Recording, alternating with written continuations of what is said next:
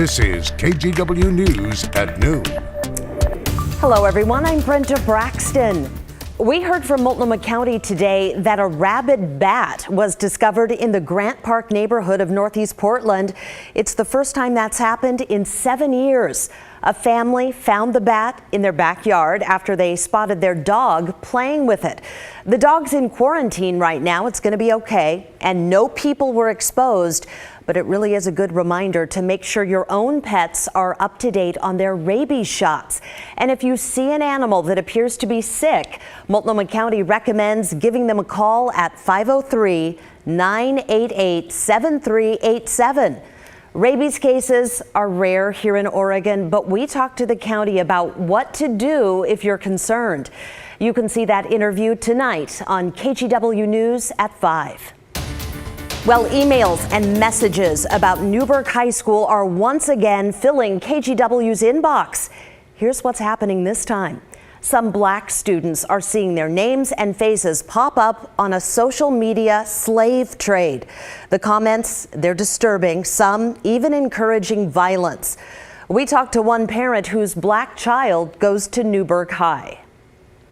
So students were highlighting Black students in their schools who they thought could be sold, and it was kind of a mock discussion about who we would sell among the Black students in our schools and why we would sell them and how much they would be worth as a slave and those kind of things. Administrators say they're investigating, so they can't comment on specifics. But they did release this statement condemning what happened. It says in part, "We are deeply dismayed that this behavior was exhibited by someone from our community." The school also said counselors will be available to those hurt by this event. Also in Newberg, the school board was back debating a hot button issue last night, keeping Black Lives Matter and pride flags out of district buildings. The board has already met several different times about this, and because of legal concerns, the policy committee tweaked the initial directive. It now calls for a ban on images that show support or opposition for a political, quasi-political, or controversial topic. Last night, the board scheduled another meeting for later this month. A new study from the Oregon Department of Human Services found discrimination is a lifelong problem. It surveyed 1,500 people, 55 plus. 60% of the LGBTQ respondents say they've experienced discrimination within the past year. Of that group, almost a quarter also experienced abuse, and 21% reported having suicidal thoughts in the last year.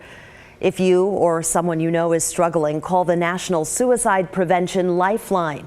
The number is 1-800-273-8255, and help is available 24/7.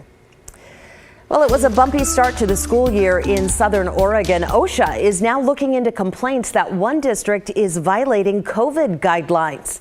The Winston-Dillard School District is just south of Roseburg.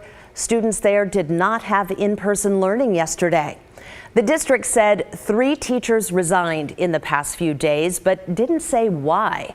At this point, it's unclear whether the complaints are related to the resignations, but all 3 complaints accuse the district of not enforcing COVID safety measures. One of the complaints includes an allegation that the employer is not enforcing or requiring the use of face masks, coverings by employees. And so the complaints fall along those lines in terms of the need, alleging that there's a lack of following the requirements to protect workers against exposure to COVID-19. OSHA says its inspection could take several weeks, but it will make those findings public. School districts all over are scrambling to keep bus routes running while dealing with a shortage of drivers. Now the Reynolds School District also has several buses out of service. Over the weekend, thieves stole the catalytic converters off 19 buses while they were parked there in the transportation yard. It'll take months to get all the buses fixed. The thieves caused about $70,000 in damage. It's hard to get a hold of catalytic converters right now. There are supply chain issues, And they're valuable on the black market because they contain precious metal like platinum. You know, it's a public school district, you know, so this really is coming out of, you know, everyone's funds, you know, who support, you know, Reynolds School District. And that hurts. You know, we could, you know, use $70,000 for a lot of different things within our district. Reynolds does have enough buses, so it didn't have to cancel any routes because of the theft. A suspect was caught on surveillance, but so far the Multnomah County Sheriff's Office has not released the video. Hey, this is big news for families with younger kids. There could be a COVID vaccine for 5 to 11-year-olds by Halloween. Pfizer says it's close to asking for emergency use authorization. After that, the FDA will evaluate the benefits and the risks, a process that could take just a matter of weeks. Health officials expect Pfizer to get authorization by the end of next month. Now to the wildfires here in the Pacific Northwest. Lately, they've been bigger and more devastating. And as Christine Pidewanich reports, they're taking their toll physically and mentally on firefighters. Volunteer firefighters responding to the Beachy Creek fire in the Santiam Canyon 1 year ago faced something they'd never encountered. I've never seen that type of firestorm before, and I've been in the fire service for over 20 years.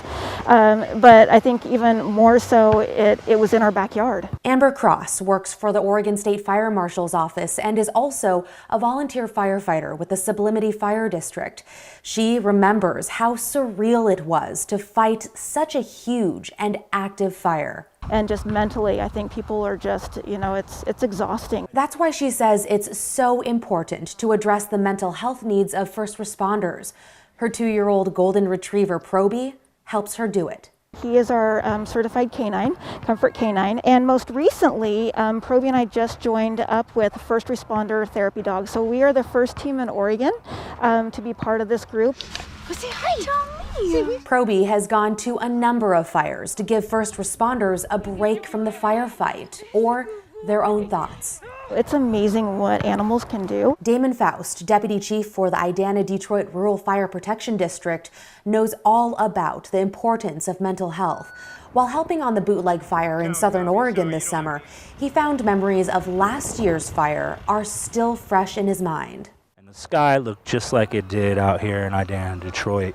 You know, mid-morning, bright red, can't see anything, right, very suffocating. I carry it. I'll carry it with me for some time. I have several firefighters that have reached out and said, you know, they struggled after the fires. Faust considers his PTSD from service in Iraq a blessing, allowing him to better recognize red flags in himself and his team. I'm trying to emphasize that, again, it's okay to find comfort in being uncomfortable, right? It's okay to be stressed out, or it's okay to, you know, be feeling a little off. While he, Cross, and others continue to address mental health challenges, they're proud of how far firefighters have come. The resiliency and the ability to hold fast during the storm, right? It's fills me with pride. Amber Cross says there has been progress on the mental health front in that there's been more focus on it in recent years. And there are different resources like therapy dogs and an emphasis on peer support. Christine Pidewanich, KGW News.